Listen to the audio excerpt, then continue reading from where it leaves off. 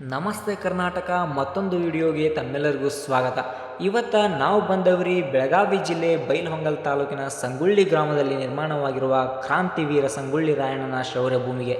ಇಲ್ಲಿ ಏನೈತಪ್ಪ ಅಂತಂದ್ರೆ ರಾಯಣ್ಣನ ಬಾಲ್ಯದಿಂದ ರಾಯಣ್ಣನ ಬಲಿದಾನದವರೆಗೂ ಇರತಕ್ಕಂತಹ ಇತಿಹಾಸವನ್ನು ಸಾರುವ 1800ಕ್ಕೂ ಹೆಚ್ಚು ನೈಜ ಗಾತ್ರದ ಶಿಲ್ಪಗಳನ್ನು ನೋಡೋದೈತಿ. ಅವು ಯಾವ ರೀತಿ ಅದಾವ ಅಂತೇಳಿ ನಿಮಗೂ ತೋರಿಸ್ತೀನಿ, ಬರ್ರಿ. ಮುಂದುವರೆದು ನಾವು ನಮ್ಮ ದೋಸ್ತರು ಎಂಟ್ರನ್ಸ್ ಪೀಸ್ ಕಟ್ಟಿ ಕುತೂಹಲದಿಂದ ದ್ವಾರ ಬಾಗಿಲನ್ನು ಪ್ರವೇಶ ಮಾಡಿದ್ವಿ. ಸಂಗೊಳ್ಳಿ ರಾಯಣ್ಣನವರ ಅಜ್ಜನಾದ ರೋಗಪ್ಪ ಮತ್ತು ಅವರ ಕುಟುಂಬದವರು ಮಲ್ಲೇಶ್ವರ ದೇವಸ್ಥಾನದಲ್ಲಿ ಪೂಜೆ ಸಲ್ಲಿಸುತ್ತಿರುವುದು. ಇದು ವೀರಪ್ಪ ದೇಸಾಯಿಯವರ ಅರಮನೆಯಾಗಿದ್ದು, ಸ್ವರ್ಗದಂತೆ ಕಂಗೊಳಿಸುತ್ತಿರುವ ಇಲ್ಲಿನ ದೃಶ್ಯಗಳತ್ತ ನಿಮ್ಮನ್ನು ಕೊಂಡೊಯ್ಯುವ ಕಾರ್ಯದಲ್ಲಿ ತೊಡಗಿದ್ದೇನೆ. ಇಲ್ಲಿ ಕಾಣುತ್ತಿರುವ ಸಂದರ್ಭ ಚಿನಗಿ ಕೋಳವಾಡ ಯುದ್ಧದಲ್ಲಿ ಸಂಗೊಳ್ಳಿ ರಾಯಣ್ಣನ ಅಜ್ಜನವರಾದ ರೋಗಪ್ಪನವರು ತೋರಿದ ಸಾಹಸವನ್ನು ಮೆಚ್ಚಿ ಈರಪ್ಪ ದೇಸಾಯಿಯವರು 1000 ಒಂಟೆಯ ಸರದಾರ ಎಂಬ ಬಿರುದನ್ನು ನೀಡಿ ಮತ್ತು ಭೂಮಿಯನ್ನು ಬಹುಮಾನವಾಗಿ ಕೊಡುತ್ತಿರುವ ಸುಸಂದರ್ಭವಾಗಿದೆ. ಇದು ರೋಗಣ್ಣವರ ಮನೆಯಾಗಿದ್ದು, ಕಿತ್ತೂರು ಸಂಸ್ಥಾನದಲ್ಲಿ ವೀರತನಕ್ಕೆ ಹೆಸರಾದ ಸಂಗೊಳ್ಳಿಯ ರೋಗಣ್ಣವರ ಮನೆಯು ಜನಸೇವೆಯ ಕೇಂದ್ರವಾಗಿತ್ತು. ರೋಗಪ್ಪ ನಾಟಿ ವೈದ್ಯನಾಗಿ, ಶೇತಸನದಿಯಾಗಿ, ಕೃಷಿಕನಾಗಿ ಕಾರ್ಯನಿರ್ವಹಿಸುತ್ತಿರುವುದು. ಭರಮಪ್ಪ ಮತ್ತು ಕೆಂಚಮ್ಮ ದಂಪತಿಗಳಿಗೆ ಜನಿಸಿದ ಗಂಡುಮಗುವಿಗೆ ರಾಯಣ್ಣ ಎಂದು ನಾಮಕರಣ ಮಾಡಿ ತೊಟ್ಟಿಲಿಗೆ ಹಾಕುತ್ತಿರುವ ದೃಶ್ಯ. ಬಾಲಕನಾಗಿದ್ದಾಗ ರಾಯಣ್ಣನು ಗೆಳೆಯರೊಂದಿಗೆ ಮಲಪ್ರಭಾ ನದಿಯಲ್ಲಿ ಈಜು, ಗರಡಿಮನೆಯಲ್ಲಿ ಕುಸ್ತಿ, ಗುಂಡು ಎತ್ತುವುದು, ಕತ್ತಿವರಸೆಯಲ್ಲಿ ತೊಡಗಿರುವ ಈ ದೃಶ್ಯಗಳು ರಾಯಣ್ಣನವರ ಬಾಲ್ಯ ಜೀವನದ ಬಗ್ಗೆ ತಿಳಿಸುತ್ತವೆ. ರಾಯಣ್ಣನು ಕುಸ್ತಿಯಲ್ಲಿ ಎದುರಾಳಿಯನ್ನು ಮಣ್ಣು ಮುಕ್ಕಿಸಿದ ಸಂದರ್ಭ. ಕುಸ್ತಿ ಸ್ಪರ್ಧೆಯಲ್ಲಿ ರಾಯಣ್ಣ ಗೆದ್ದಿರುವ ವಿಷಯ ತಿಳಿದು ಸಂಗೊಳ್ಳಿ ವಾಡೆಯಲ್ಲಿ ನೆಲೆಸಿದ್ದ ಮಲ್ಲಸರ್ಜ ದೊರೆಯ ಪಟ್ಟದ ರಾಣಿ ಚೆನ್ನಮ್ಮ ರಾಯಣ್ಣನನ್ನು ಕರೆದು ಅವನ ಕೈಗೆ ಖಡ್ಗ ನೀಡಿ ಗೌರವಿಸುತ್ತಿರುವುದು. ಕಿತ್ತೂರು ದೊರೆ ಮಲ್ಲಸರ್ಜ ದೇಸಾಯಿ ಅವರ ಆಳ್ವಿಕೆಯಲ್ಲಿ ಕಿತ್ತೂರ ನಾಡಿಗೆ ಕಂಟಕಪ್ರಾಯವಾಗಿದ್ದ ಹುಲಿಯೊಂದಿಗೆ ಹೋರಾಡಿ ಸಂಗೊಳ್ಳಿ ರಾಯಣ್ಣನ ತಂದೆಯವರಾದ ಭರಮಪ್ಪನಿಗೆ ದೊರೆಯಿಂದ ಗೌರವ ಹಾಗೂ ರಕ್ತಮಾನ್ಯ ಭೂಮಿ ಕೊಡುವುದಾಗಿ ಘೋಷಿಸುತ್ತಿರುವ ದೃಶ್ಯ. ಮಲ್ಲಸರ್ಜ ದೊರೆಯಿಂದ ಗೌರವ ಸ್ವೀಕರಿಸಿ ಬರುತ್ತಿರುವ ಭರಮಪ್ಪನನ್ನು ಸಂಗೊಳ್ಳಿ ಜನರು ಅದ್ದೂರಿಯಿಂದ ಸ್ವಾಗತಿಸುತ್ತಿರುವ ಕ್ಷಣಗಳು. ಧಾರವಾಡ ಜಿಲ್ಲಾಧಿಕಾರಿಯಾಗಿದ್ದ ತ್ಯಾಕರೆ ದತ್ತು ಮಕ್ಕಳಿಗೆ ಹಕ್ಕಿಲ್ಲ ನೀತಿಯನ್ನು ಹೇರಿರುವ ಕಾರಣ ಕಿತ್ತೂರ ರಾಣಿ ಚೆನ್ನಮ್ಮ, ಸರದಾರ ಗುರುಸಿದ್ದಪ್ಪನವರು ಆಂಗ್ಲರ ದತ್ತು ಮಕ್ಕಳಿಗೆ ಹಕ್ಕಿಲ್ಲ ನೀತಿಯನ್ನು ವಿರೋಧಿಸಿದರು.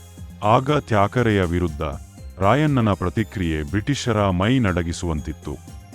ಕಿತ್ತೂರು ಸಂಸ್ಥಾನದಲ್ಲಿ ಜರುಗಿದ ದತ್ತಕ ಪ್ರಕರಣ ಕಾನೂನು ಬಾಹಿರ ಎಂದು ಜಿಲ್ಲಾಧಿಕಾರಿ ತ್ಯಾಕರೆ 1824 ಅಕ್ಟೋಬರ್ 23ರಂದು ಮುಂಜಾನೆ ಕಿತ್ತೂರು ಖಜಾನೆಗೆ ಬೀಗ ಹಾಕಿಸಿ ಸೈನ್ಯದ ಕಾವಲು ಇಟ್ಟನು. ಈ ಘಟನೆಯಿಂದ ಕೆರಳಿದ ಕಿತ್ತೂರಿನ ಜನರು ಕೋಟೆಯ ಬಾಗಿಲು ಹಾಕಿದರು.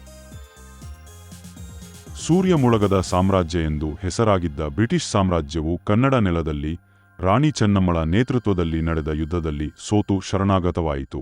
ಈ ಐತಿಹಾಸಿಕ ಗೆಲುವನ್ನು ಕಿತ್ತೂರು ಪ್ರಜೆಗಳು ಸಂಭ್ರಮದಿಂದ ಆಚರಿಸುತ್ತಿರುವುದು. ಧಾರವಾಡ ಜಿಲ್ಲಾಧಿಕಾರಿ ತ್ಯಾಕರೆಯ ಕೊಲೆಯಿಂದ ಕಂಗಾಲಾದ ಡೆಕ್ಕನ್ ಪ್ರಾಂತದ ಕಮಿಷನರ್ ಚಾಪ್ಲಿನ್ ಕಿತ್ತೂರು ವಶಪಡಿಸಿಕೊಳ್ಳಲು ಹೊಂಚು ಹಾಕಿದನು. ಆಂಗ್ಲೋ ಕಿತ್ತೂರ ಸಂಧಾನ ಫಲಪ್ರದವಾಗಲಿಲ್ಲ. ಚಾಪ್ಲಿನ್ 1824 ಡಿಸೆಂಬರ್ 3ರಂದು ಯುದ್ಧ ಸಾರಿದನು. ಸಿದ್ಧತೆ ಇಲ್ಲದ್ದರಿಂದ ಕಿತ್ತೂರು ಸೋಲಬೇಕಾಯಿತು. ದ್ವಿತೀಯ ಆಂಗ್ಲೋ ಕಿತ್ತೂರ ಯುದ್ಧದಲ್ಲಿ ಕಿತ್ತೂರು ಸಂಸ್ಥಾನದ ಪತನದ ಮುನ್ಸೂಚನೆ ಅರಿತ ಸೇನಾಪತಿ ಗುರುಸಿದ್ದಪ್ಪನು ರಾಣಿ ಚೆನ್ನಮ್ಮ, ವೀರಮ್ಮ ಮತ್ತು ಜಾನಕಿ ಅವರನ್ನು ಗುಪ್ತ ಮಾರ್ಗದ ಮೂಲಕ ಕರೆದುಕೊಂಡು ಹೋಗುತ್ತಿದ್ದನು. ವಿಷಯ ತಿಳಿದ ಕಮಿಷನರ್ ಚಾಪ್ಲಿನ್ ಎಲ್ಲರನ್ನೂ ಬಂಧಿಸುತ್ತಿರುವುದು. ಕಿತ್ತೂರು ಸಂಸ್ಥಾನ ವಶಪಡಿಸಿಕೊಂಡ ನಂತರ ಕಿತ್ತೂರ ನಂದಿ ಧ್ವಜ ಇಳಿಸಿ ತಮ್ಮ ಯೂನಿಯನ್ ಜಾಕ್ ಬಾವುಟ ಹಾರಿಸಲು ಸೂಚಿಸಿದನು. ನಂದಿ ಧ್ವಜ ಸಂರಕ್ಷಣೆಗೆ ನಿಂತಿದ್ದ ರಾಯಣ್ಣನ ತಂದೆ ಭರಮಪ್ಪ ವಿರೋಧಿಸಿದನು. ಆಗ ಆತನ ಎದೆಗೆ ಗುಂಡು ಹಾರಿಸಿ ನಂದಿ ಧ್ವಜವನ್ನು ಭರಮಪ್ಪನ ಮೇಲೆ ಎಸೆದರು. ಸುದ್ದಿ ತಿಳಿದ ರಾಯಣ್ಣ ಓಡಿ ಬರುವನು. ಬ್ರಿಟಿಷರು ರಾಯಣ್ಣನನ್ನು ಬಂಧಿಸುವರು. ಕಿತ್ತೂರು ಯುದ್ಧದಲ್ಲಿ ಬಂಧಿಸಿದ ಸೈನಿಕರ ಮೇಲೆ ಗುರುತರ ಆರೋಪ ಸಾಬೀತುಪಡಿಸಲು ಆಂಗ್ಲ ಅಧಿಕಾರಿಗಳು ವಿಫಲವಾದರು. ನಿರಪರಾಧಿ ಸೈನಿಕರನ್ನು ಬಿಡುಗಡೆ ಮಾಡಲು ಸರ್ಕಾರ ತೀರ್ಮಾನಿಸಿತು. ದತ್ತಕ ವಿರೋಧಿ ಯುದ್ಧದಲ್ಲಿ ಸಂಗೊಳ್ಳಿ ರಾಯಣ್ಣ 50 ದಿನ ಜೈಲಿನಲ್ಲಿ ಕಳೆದನು. ಸಂಗೊಳ್ಳಿ ರಾಯಣ್ಣ ಮತ್ತು ಸಹಚರರು ಧಾರವಾಡ ಜೈಲಿನಿಂದ ಬಿಡುಗಡೆಗೊಂಡು ಸಂಗೊಳ್ಳಿಗೆ ಬರುವ ಮಾರ್ಗ ಮಧ್ಯೆ ಕಿತ್ತೂರು ಕೋಟೆ ವೀಕ್ಷಿಸಿದರು. ಬ್ರಿಟಿಷರ ತೋಪಿನ ಹೊಡೆತಕ್ಕೆ ಕೋಟೆ ಭಗ್ನವಾಗಿರುವ ಸ್ಥಿತಿ ಕಂಡು ಮರುಗಿದರು. ಕಿತ್ತೂರು ಯುದ್ಧದಲ್ಲಿ ಬಂಧಿತರಾದ ರಾಣಿ ಚೆನ್ನಮ್ಮ, ವೀರಮ್ಮ ಮತ್ತು ಜಾನಕಿ ಅವರನ್ನು ಧಾರವಾಡ ಜಿಲ್ಲಾಧಿಕಾರಿ ನಿವಾಸದಲ್ಲಿ ಗೃಹ ಬಂಧನದಲ್ಲಿಟ್ಟರು. ಕಿತ್ತೂರ ಸಂಸ್ಥಾನ ಬ್ರಿಟಿಷ್ ಆಡಳಿತಕ್ಕೆ ಸೇರಿಸಬೇಕಾದ ಕ್ರಮಗಳನ್ನು ಕೈಗೊಂಡರು. ನಂತರ ಅವರನ್ನು ಬೈಲಹೊಂಗಲ ಗೃಹ ಬಂಧನಕ್ಕೆ ಸ್ಥಳಾಂತರ ಮಾಡಿದರು. ರಹಸ್ಯ ಮಾತುಕತೆಗಾಗಿ ರಾಯಣ್ಣ ಜಂಗಮ ವೇಷದಲ್ಲಿ ರಾಣಿಯವರಿಗೆ ಭೇಟಿ ನೀಡುತ್ತಿರುವುದು. ದಟ್ಟಕಾಡಿನ ಮಧ್ಯೆ ಹೋರಾಟದ ಸಿದ್ಧತೆ. ಪಶ್ಚಿಮ ಘಟ್ಟದ ಕಾಡಿನ ಮಧ್ಯದಲ್ಲಿರುವ ಗುಹೆಯೊಂದರಲ್ಲಿ ಸಂಗೊಳ್ಳಿ ರಾಯಣ್ಣ ಮತ್ತು ಸಂಗಡಿಗರೊಂದಿಗೆ ಸಮಾಲೋಚನೆ ನಡೆಸಿದ್ದಾರೆ. ಹೋರಾಟದ ರೂಪರೇಷೆಗಳು ಅಂತಿಮಗೊಳ್ಳುತ್ತಿವೆ. ಗುಹೆ ಒಳಗೆ ಸೈನಿಕರಿಗೆ ಖಡ್ಗ ತರಬೇತಿ ನೀಡುತ್ತಿರುವುದು. ಬಂದೂಕುಗಳಿಗೆ ಮದ್ದು ತುಂಬುವ ತರಬೇತಿ, ಯುದ್ಧಕ್ಕೆ ಬೇಕಾಗುವ ಬರ್ಚಿ, ಖಡ್ಗ, ಗುರಾಣಿ ಮುಂತಾದ ಶಸ್ತ್ರಾಸ್ತ್ರಗಳನ್ನು ತಯಾರಿಸುತ್ತಿರುವುದು. ಆಂಗ್ಲರ ವಿರುದ್ಧದ ಯುದ್ಧದ ಸಿದ್ಧತೆಯಲ್ಲಿದ್ದ ರಾಯಣ್ಣ ಮತ್ತು ಸಂಗಡಿಗರು ಮಾರುವೇಷದಲ್ಲಿ ರಾಣಿ ಚೆನ್ನಮ್ಮನವರ ಸಮಾಧಿಗೆ ಬಂದು ನಮಿಸಿ ಪುನಃ ಕಿತ್ತೂರು ಸಂಸ್ಥಾನ ಸ್ಥಾಪಿಸುವುದಾಗಿ ಪ್ರತಿಜ್ಞೆ ಮಾಡಿದರು.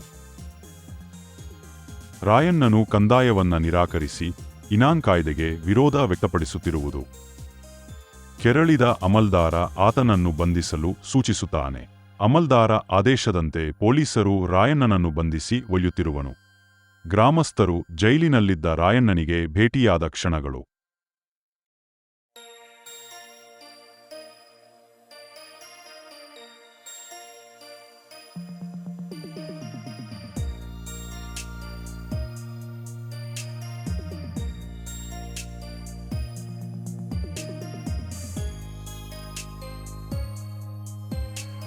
ಇನಾನ್ ಕಾಯ್ದೆ ಪ್ರಕಾರ ಕಂದಾಯ ಕೊಡುವಂತೆ ಕುಲಕರ್ಣಿ ಪೀಡಿಸಿದನು.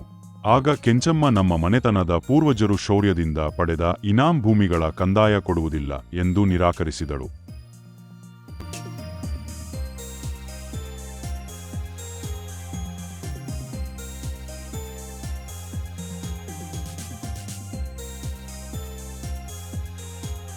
ಜೈಲಿನಿಂದ ಪಾರಾಗಿ ಬಂದ ರಾಯಣ್ಣ ನೇರವಾಗಿ ಕುಲಕರ್ಣಿಯ ಮನೆಗೆ ನುಗ್ಗಿ ಬಾಳಪ್ಪನ ಮೇಲೆ ಹಲ್ಲೆ ಮಾಡುತ್ತಾನೆ.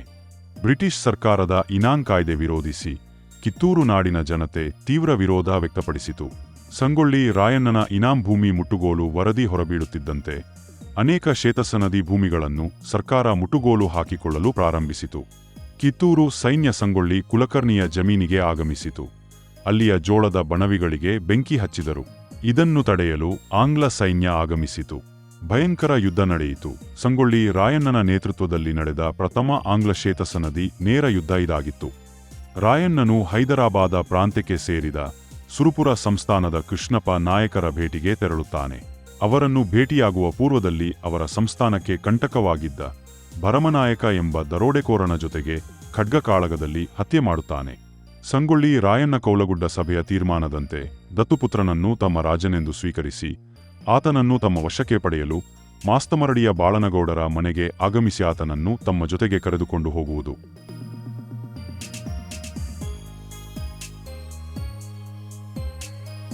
6 ಜನವರಿ 1830 ರಾತ್ರಿ ಧಾರವಾಡ ಜಿಲ್ಲೆಯ ಬೀಡಿ ತಾಲೂಕಾ ಅಮಲ್ದಾರ ಕಚೇರಿ ಮೇಲೆ ದಾಳಿ ಮಾಡಿದರು. ಕಾವಲಿದ್ದ ಪೊಲೀಸರ ಮೇಲೆ ಹಲ್ಲೆ ಮಾಡಿ ಕಂದಾಯದ ಹಣ ಲೂಟಿ ಮಾಡಿದರು. ಕಾಗದದ ಪತ್ರ ಸಹಿತ ಕಚೇರಿಯನ್ನು ಸುಟ್ಟು ಹಾಕುತ್ತಿರುವುದು. ರಕ್ತಮಾನ್ಯ ಜಮೀನಿನಲ್ಲಿ ಜೋಳ ರಾಶಿ ಮಾಡುತ್ತಿರುವ ವಿಚಾರ ತಿಳಿದ ಸಂಪಗಾವ ಅಮಲ್ದಾರ ಅದನ್ನು ತಡೆಯಲು ಆಂಗ್ಲ ಸೇನೆ ಕಳುಹಿಸಿದನು. ಭಯಂಕರ ಕಾದಾಟ ನಡೆಯಿತು. ಸಂಗೊಳ್ಳಿ ರಾಯಣ್ಣ ಮತ್ತು ಸಹಚರರು ಆಂಗ್ಲ ಸೇನೆಯನ್ನು ಪರಾಭವಗೊಳಿಸಿದರು. ಸಂಗೊಳ್ಳಿ ರಾಯಣ್ಣ ಮತ್ತು ಸಂಗಡಿಗರು ಜೋಳ ರಾಶಿ ಮಾಡಿ ವಿವಿಧ ಭಕ್ಷ್ಯ ಭೋಜನ ತಯಾರಿಸಿ ಎಲ್ಲರೂ ರಾಶಿಗೆ ಪೂಜೆ ಸಲ್ಲಿಸಿದರು. ಸಂಭ್ರಮದಿಂದ ರಾಶಿ ಹಬ್ಬ ಮಾಡಿದರು. ಸಂಗೊಳ್ಳಿ ರಾಯಣ್ಣ ಮತ್ತು ಸಹಚರರು ಬ್ರಿಟಿಷ ಸರ್ಕಾರದ ಮೇಲೆ ಅದ್ದೂರಿ ವಿಜಯ ಸಾಧಿಸಿ ಹುಟ್ಟೂರಿಗೆ ಆಗಮಿಸಿದರು. ಗ್ರಾಮದ ಜನರು ಕೊಂಬು, ಕಹಳೆ ಮತ್ತು ನಗಾರಿ ಬಾರಿಸುತ್ತಾ ಅದ್ದೂರಿಯಾಗಿ ಅವರನ್ನು ಸ್ವಾಗತಿಸುವುದು.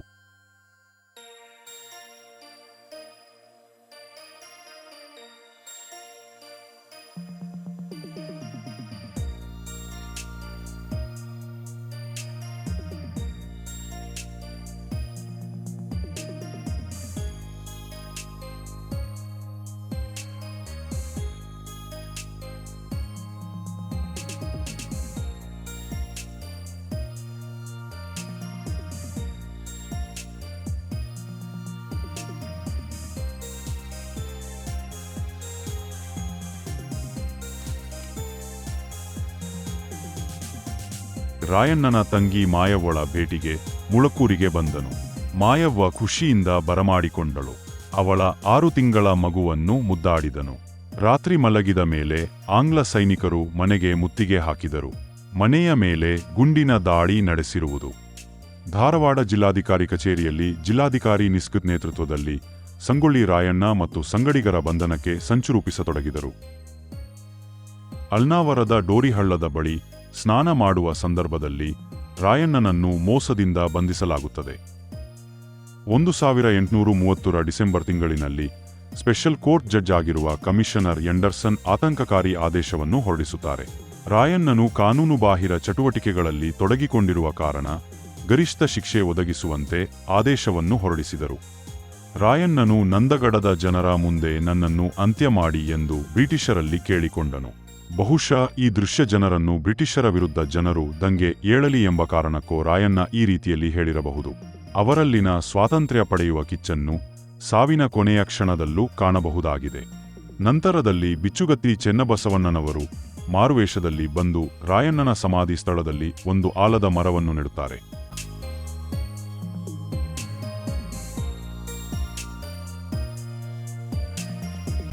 ವಿಡಿಯೋ ವೀಕ್ಷಿಸಿದ್ದಕ್ಕಾಗಿ ಎಲ್ಲರಿಗೂ ಧನ್ಯವಾದಗಳು. ಸದಾಕಾಲ ನಿಮ್ಮ ಬೆಂಬಲ ಹೀಗೆ ಇರಲಿ.